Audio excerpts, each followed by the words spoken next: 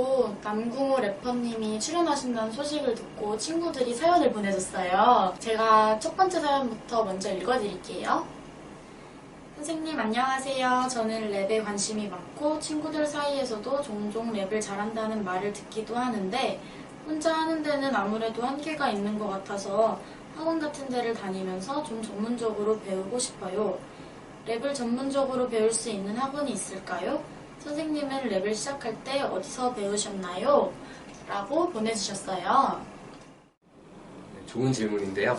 이제 랩을 배우는 학원을 질문해 주셨는데, 이제 랩을 배우는 걸 이제 랩 레슨이라고 표현을 해요. 그다음에 이제 랩 레슨 같은 경우가 요즘에는 되게 많이 보편화되어 있기도 하고요. 사실상 랩 레슨을 받고 싶은 학생들 같은 경우에는 이제 개인적으로 이제 래퍼한테 개인 레슨을 받는, 지도를 받는 학생들도 있고요. 그다음에 아니면 이제 학원을 등록을 해서 학원을 통해서 이제 랩 레슨을 받는 그런 두 가지 케이스가 있는 것 같은데, 보통 이제 학원을 통해서 이제 랩 레슨을 받는 경우에는 이제 주 1회씩, 주마다 1회씩 해가지고 1시간씩 총 이제 4회 정도 이런 식으로 커리큘럼이 진행이 되거든요. 이제 이건 다 개인 레슨이나 아니면 학원 레슨이나 공통적으로 이제 정해진 커리큘럼이기도 하고요.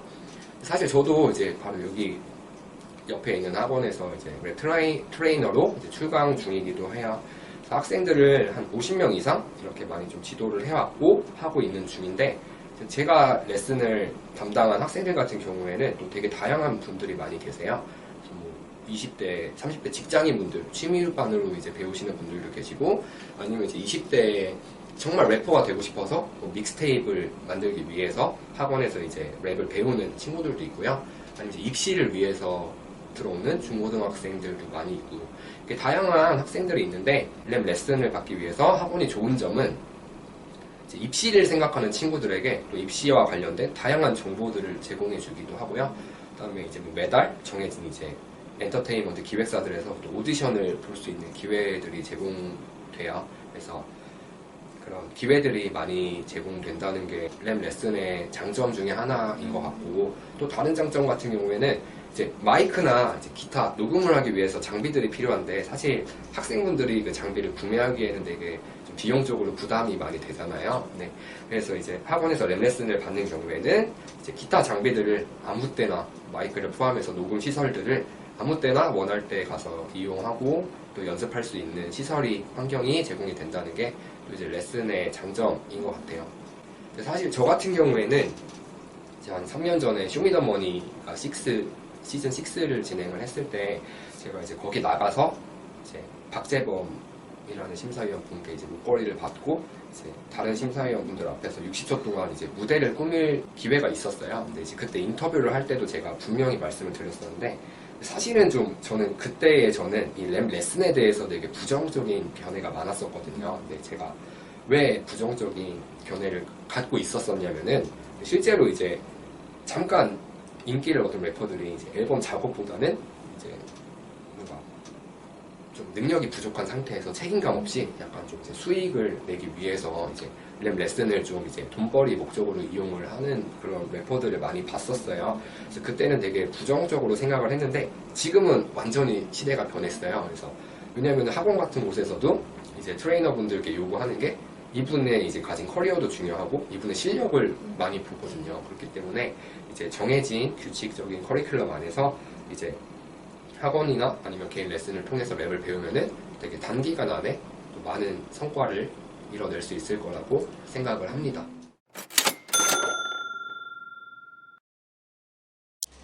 네, 그럼 바로 두 번째 사연 읽어드릴게요. 안녕하세요, 선생님. 저는 래퍼를 꿈꾸고 있는 고등학교 1학년 학생입니다. 제가 힙합을 좋아해서 랩 가사를 직접 써보려고 하는데 생각보다 쉬운 일이 아니더라고요. 보통 힙합 음악 죄송해요, 제가. 네, 넘어갈게요. 보통 힙합 음악 들어보면 플로우가 정말 잘 맞는데 제가 가사를 쓰면 그냥 책을 쓰듯 플로우가 전혀 안 맞는 것처럼 느껴져요. 쓰는 내내 뭔가 라임을 맞추려다 보니까 플로우가 너무 어색한 느낌도 들고 어렵더라고요. 혹시 가사를 잘 쓸 수 있는 방법이 따로 있을까요? 도와주세요, 선생님. 이라고 보내주셨어요. 정말 꼭 말씀드리고 싶은 거는 독서를 많이 해야 된다. 이 말씀을 꼭 드리고 싶어요. 왜냐면은 이제 독서라는 게 생각을 표현하는 법, 그다음에 이제 다른 이의 생각을 익히는 법에 있어서 이제 가장 효율적이고 효과적이고 그 어떤 것보다도 이제 도움이 되는 그런 행위거든요. 그러니까 다양한 장르의 이제 문학 작품들을 많이 접하다 보면은 작사를 하고 이제 그걸 가지고 리듬감을 만드는 것도 결국에는 이제 시와 비슷하기도 하잖아요. 그래서 꼭 독서를 많이 하시라는 말씀을 드리고 싶고요. 이제 독서뿐만 아니라 이제 그 다음에 뭐 영화를 많이 본다거나 아니면은 뭐 미술관 전시회등 이제 다양한 좀 다른 분야의 예술 작품들을 감상을 하면서 이제 그 속에서 좀 이제 많은 영감을 얻으려고 이제 노력을 하고 그 받은 영감들을 음악으로 재창조하는 이제 이런 것도 도움이 됩니다. 저 같은 경우를 예로 들자면은 이제 제가 발매했던 싱글 곡들 중에서 이제 지오스민이라는 곡이 있어요. 근데 그 곡을 어떻게 영감을 얻고 가사를 썼고 플로우를 짜게 됐냐면은 이제 지오스민이라는 단어의 뜻이 이제 비 오는 날에 이제 그 땅에서 나는 흙냄새? 혹시 그 냄새 아시나요? 네. 그 냄새가 저도 이제 어느 비 오는 날에 우연히 이제 그 냄새를 코끝으로 이제 느끼게 됐고, 근데 그 느낌이 왠지 저를 되게 편안하게 해주는 거예요. 마음을 편안하게 해줘서, 아, 도대체 이 비 오는 날에 이 땅에서 나는 이 흙냄새를 만들어내는 게 뭘까? 아까 너무 궁금해서 이제 책도 읽어보고, 이제 사전 같은데 이제 포털 사이트에 검색을 해보니까, 이제 지오스민이라는 단어가 있더라고요. 근데 지오스민의 뜻이 뭐냐면은, 이제 그 냄새를 만들어내는 비 오는 날 흙냄새를 일으키는 원인 물질을 이제 지오스민이라고 하더라고요. 그래서 지오스민이라는 걸 알게 됐는데 이제 제가 일본 애니메이션 중에 이제 너의 이름은 이라는 그런 되게 유명한 애니메이션을 만든 신카이 마코토 감독님이 계세요. 그분이 그 전에 만들었던 이제 언어의 정원이라는 그런 또 애니메이션이 있는데 이제 그 애니메이션이 계속 그 푸른 향기와 이제 비를 내리는 걸 표현을 하더라고요. 그래서 제가 느꼈던 지오스민과 그 영화를 보고 애니메이션을 보고 느꼈던 감정을 합쳐서 이제 만들어낸 곡이 지오스민이라는 곡이 이제 탄생되기도 했습니다. 아, 그리고 이제 플로우를 말씀하셨는데 이제 꼭 주의하셔야 될 게 이제 아마추어와 프로를 딱 판가름을 하는 되게 요소가 하나 있어요. 그래서 꼭 불필요한 한영 혼용을 지양해 주셨으면 합니다.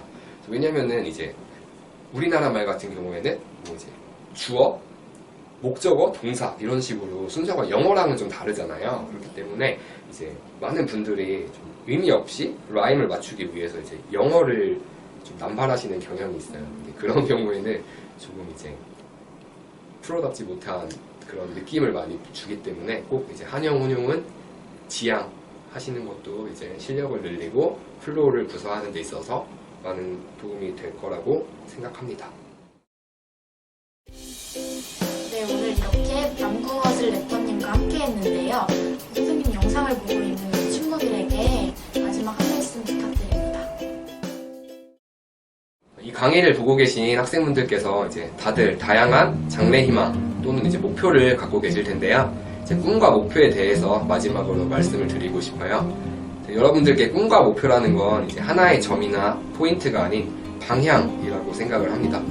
우선 동서남북 정도만 이제 방향을 정해놓고 거기에 맞춰서 차근차근 이제 움직이다 보면은 이제 저 같은 경우를 예로 들자면은 이제 제가 정한 방향을 여러분들 나이 때부터 열심히 쫓고 노력하다 보니까 이제 어렸을 때 이제 꿈꿨던 뭐 시나리오 작가가 되었을 수도 있겠지만은 지금 이제 래퍼라는 길을 선택하게 되었어요. 저 역시도 꿈이 있겠죠. 저 역시도 이제 나중에 음악이 아닌 문학 작품을 이제 집필해서 등단을 하고 싶은 목표도 항상 마음속에 품은 채로 살고 있어요. 이제 그렇기 때문에 여러분들께 이제 꿈과 목표를 너무 먼 미래의 거창한 계획으로 잡지 마시고 우선 방향을 설정하는 게 가장 중요하다고 꼭 말씀을 드리고 싶습니다.